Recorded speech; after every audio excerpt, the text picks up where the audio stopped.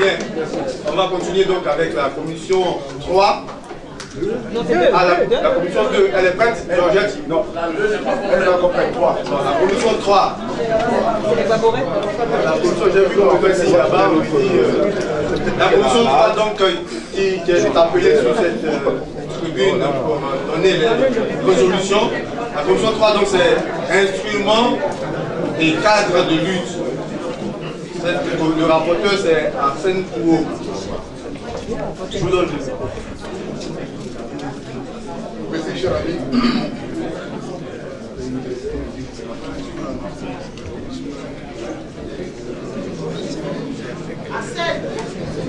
Merci, cher ami. Ce soir, nous avons été commis à la télé de 3, dont le thème est le suivant: instruments et cadres de lutte. J'ai été celui qui a été choisi pour rendre compte de cette commission. Quand vous voyez les membres de la commission, vous imaginez le niveau de la production.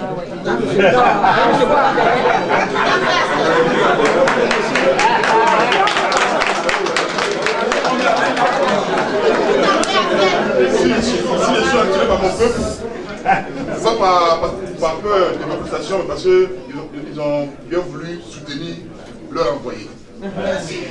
Donc, mais il faut dire que cette commission a travaillé sur une base. Il est clair que le thème même touche à l'existence des différentes organisations sur la place de la résistance. Donc, nous avons eu la commission la plus difficile, parce que nous devons nous prononcer sur la vie, c'est-à-dire l'existence à partir d'aujourd'hui des différents mouvements et associations sur la place de la résistance. Et c'était dur. Mais nous sommes accordés sur l'essentiel. Et pour commencer, nous avons eu, pour le départ, de définir le thème lui-même. Que signifiait instrument et cadre de lutte?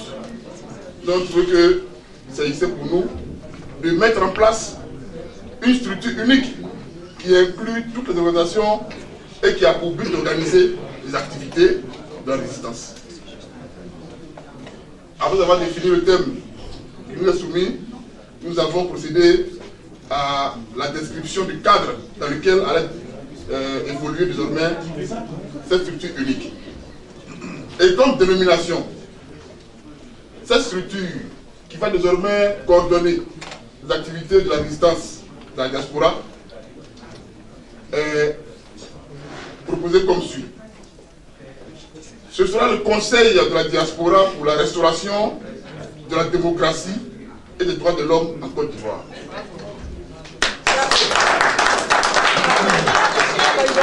Parce que nous avons dit qu'il n'est pas question de procéder à la suppression ou bien de proposer que les organisations n'existent plus, mais qu'elles soient fédérées dans une entité commune qui va organiser leurs activités désormais sur la place. Donc comprenez que c'est un conseil, et donc dans ce conseil vont siéger les associations, mouvements et partis politiques qui sont sur le terrain de la résistance. Donc c'est le conseil de la diaspora pour la restauration de la démocratie et des droits de l'homme en Côte d'Ivoire. Le sigle choisi, c'est CDRCI. Vous remarquerez que le sigle est court parce que nous n'avons aucune obligation de pouvoir transcrire dans le sigle les initiales de chaque mot du cadre. Donc c'est CDRCI. C'est plus digeste et c'est plus commode. CDRCI. Le CDRCI est présenté comme suit. Il y aura une assemblée générale.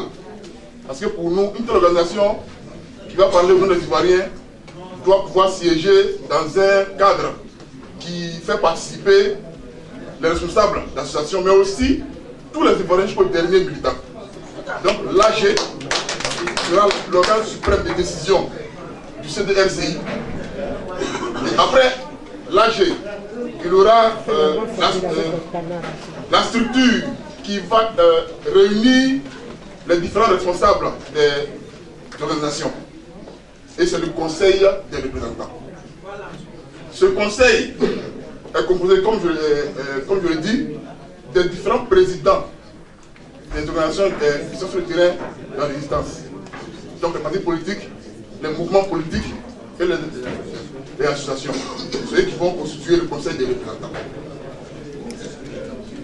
En marge de ce conseil, nous avons retenu le conseil consultatif, qui n'est pas dans la hiérarchie des structures du CDRCI, mais qui est un organe consultatif, c'est-à-dire un organe qui est constitué d'experts. Parce que nous convenons que la résistance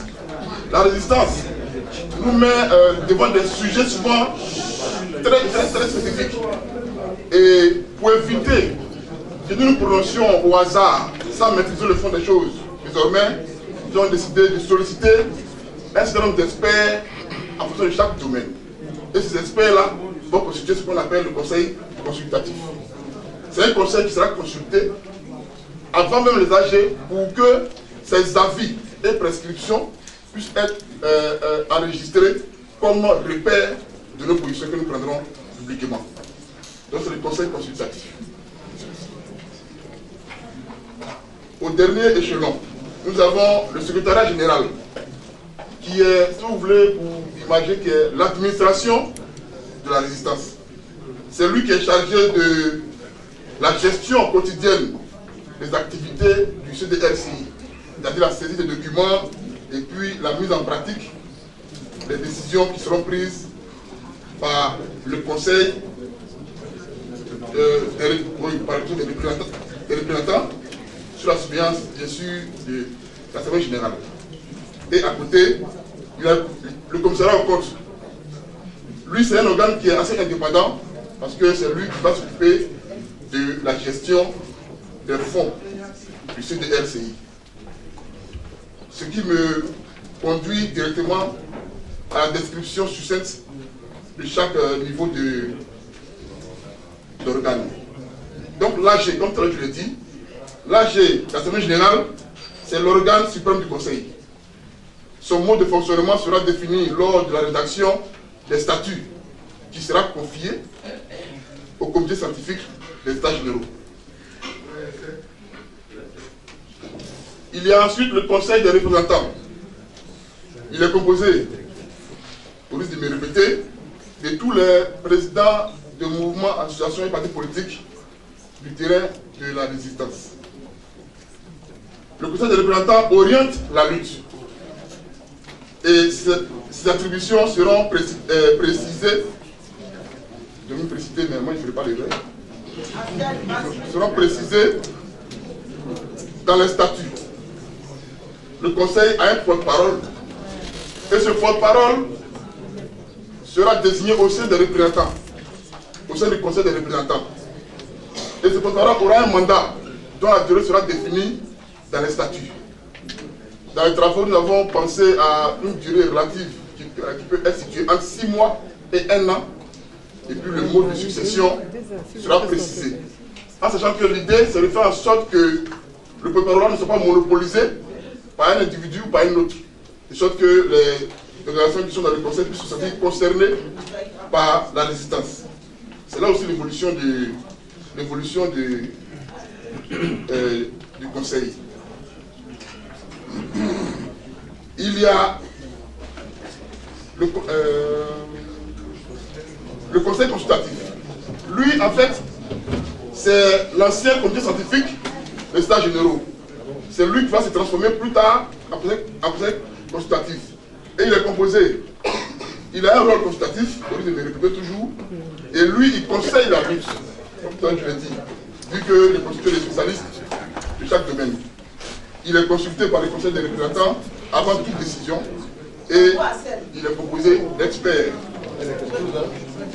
Le secrétariat exécutif, il est chargé de mettre en application les décisions du conseil des représentants. Il est également chargé de l'organisation pratique des activités du conseil.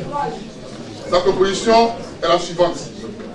Il y a un secrétaire général qui est élu. Il y a un secrétaire à l'organisation, et puis il y a un trésorier général. Il y a enfin le commissariat aux comptes. Le commissaire aux comptes est élu par l'AG. Et il il est autonome. Vu qu'il va gérer l'argent, donc il ne peut pas être sous l'influence de personne. Donc il est autonome. Voici, chers amis résistants, chers amis responsables, les propositions de l'atelier numéro 3 en ce qui concerne les instruments et cadres de lutte. En rappelant que cette structure se veut fédératrice des mouvements et associations de la place. Elle ne remet pas en cause leur existence, mais au contraire, elle tire sa légitimité dans l'existence de chaque association afin qu'elle puisse les fédérer et agir dans un cadre commun d'action et de mots d'ordre. Je vous remercie.